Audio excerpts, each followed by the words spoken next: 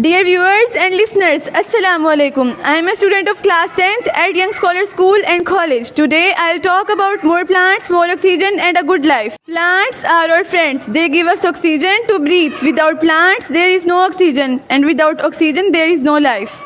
Trees clean the air and make the earth cool. They give us fruits, wood, medicine and shelter for animals. One tree can give oxygen for 4 people every day. If we cut the trees, we harm ourselves. That's why we must plant more trees. More plants means more oxygen, and more oxygen means a healthy life. At Young Scholar School and College, we plant trees and keep our environment clean.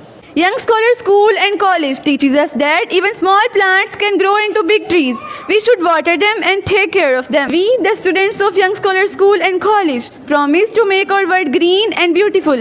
Let us plant today so we can breathe tomorrow. Thank you, Pakistan. Zindabad.